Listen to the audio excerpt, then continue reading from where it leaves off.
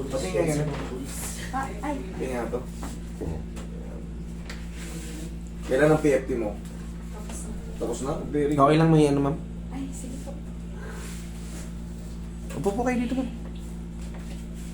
Bali, first po ako na-diagnose at 2015 ako. Lumbar scoliosis with muscle spasm.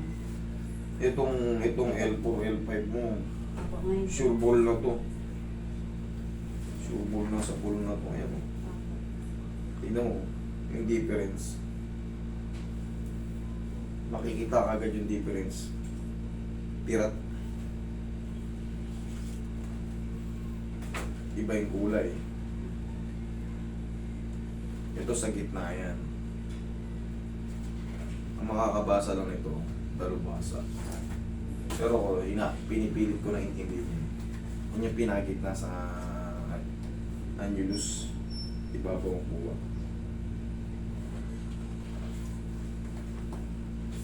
Same. Okay.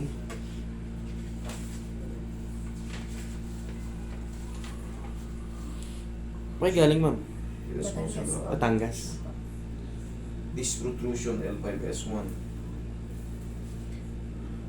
The rest of the minor is from L1 to L4, L5 para magawa the responsibilities.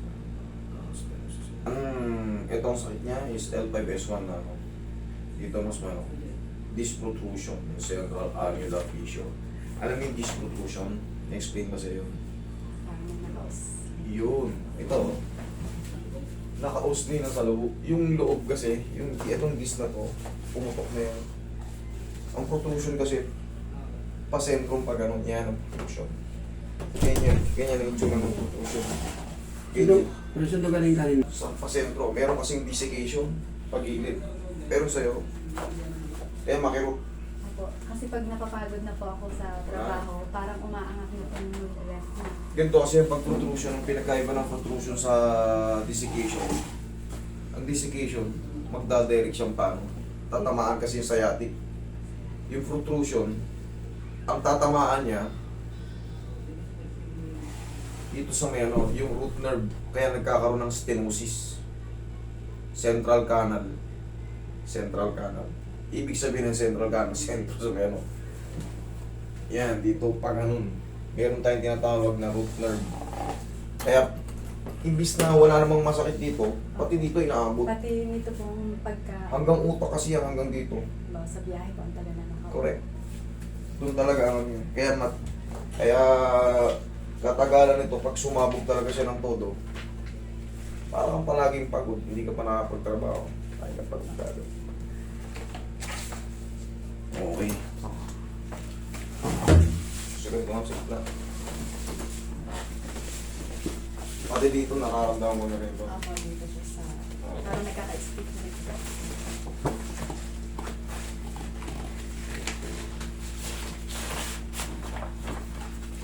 Batangas City.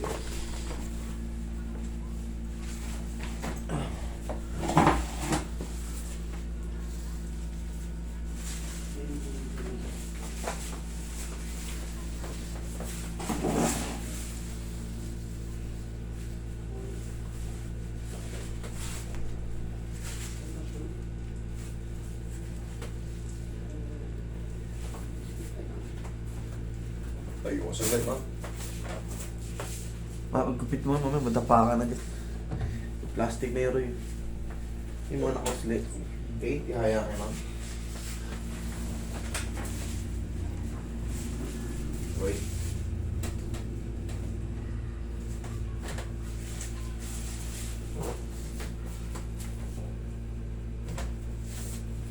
Nagilid ka, ma'am.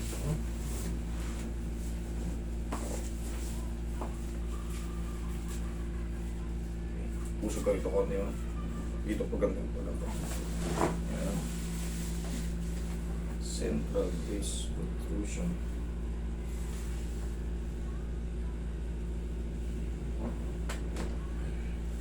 Tiyan mo. Ayan.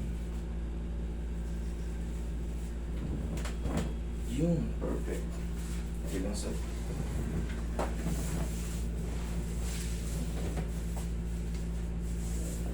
Kakatikas pa yun ngayon, ganyan. Kaya kailangan may balik ang pag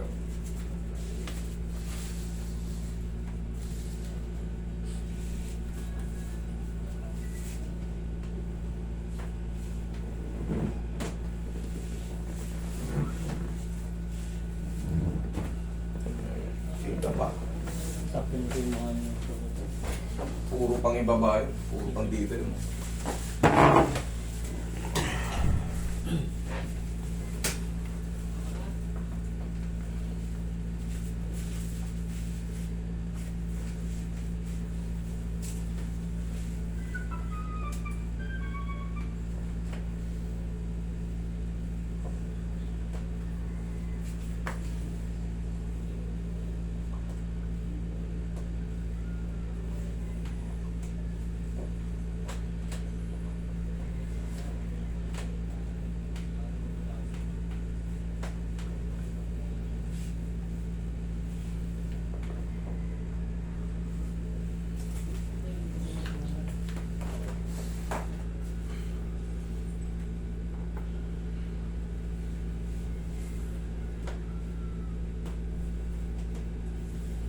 Boy, masas mo siya muna. Pakalakas na.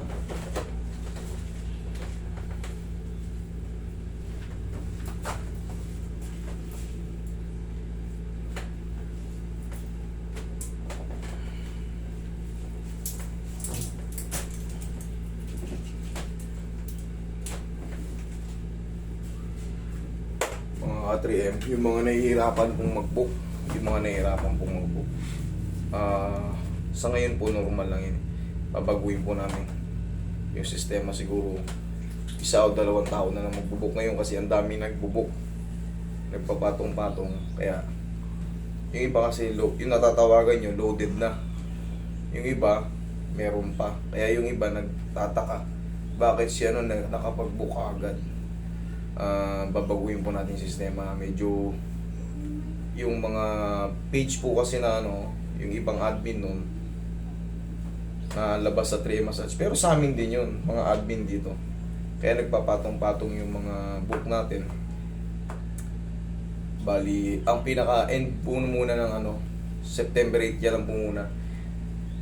Hanggang September 8 lang po muna, tapos babaguhin po namin ililipat ko yung mga admin na para hindi ko magpatong-patong, tsaka hindi kayo mahirapan, para pagtawag nyo may sasagot kagad.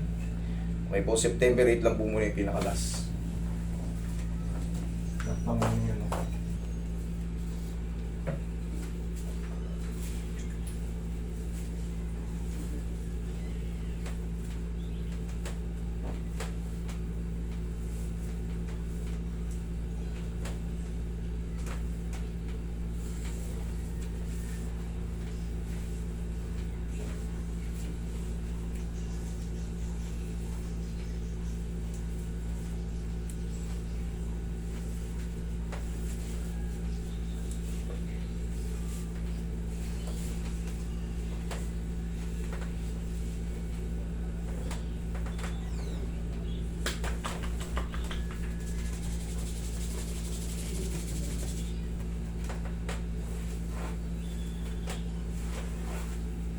Kaya kayo, ma'am.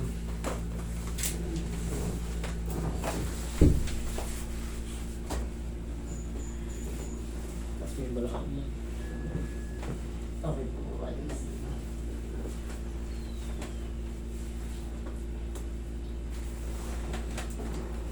Relax na. Okay. Exhale. Diyan na lang muna. Tatayo. Ganito magiging niyan, procedure, ma'am. Ito kasing disc protrusion na mo. Kitang-kita naman na yung sa L5 S1 mo. Yung pinakamatindi sa L5. Talagang lumabas na sa lumabas na sa pinaka lining. Makikita mo yung lining. Pumukol na. Bali hindi kaya yan ng isang session. Si-session natin yan. Siguro naman sinabihan ka ron na for therapy ka or operation. Sinabi sa'yo, opera. Pinapili ko ako kung pa-operahan kasi masakit daw po talaga. Itakot po ako sa opera kaya sabi ko baka po Kaya naman ng yan. Kaya naman ng therapy. therapy. Kaya naman ng therapy. Lalo palagi traction. Traction cracking lang yan. Traction cracking. Tanggal yan, mga ilang pitik lang yan, mga 4. Baka hindi pa tayo umabot dun. Okay? Baka hindi umabot dun. Mas lalo kung talagang hindi ka muna magbubuhat ng mabigat. Ako hindi naman na po. Simula. Okay. Kung sa office ka, mas maganda. Saan ka ba? Sa field ka? Sa office lang po. Okay, good.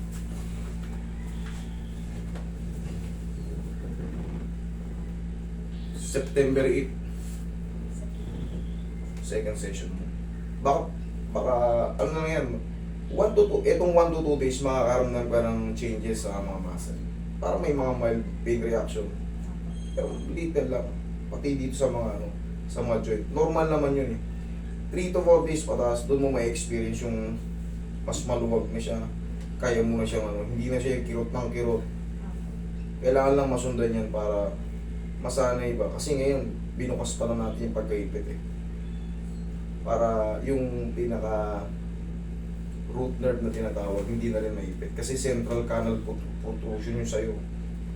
Kaya, kahit wala naman damage yun dito sa taas, nagkakaroon ng problema. Kasi, direct to the brain yun, yung root nerve na yun, mahaba yun. Mula puwet hanggang sa ulo.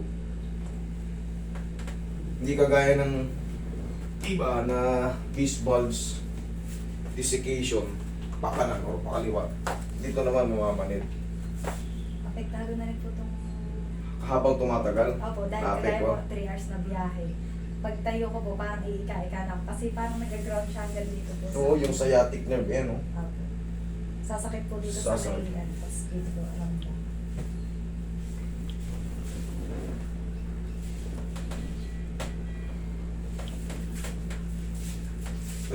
Yeah. Itong kaliwa ang mas masakit. Opo.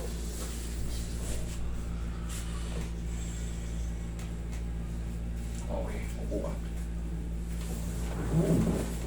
Diyan ka lang.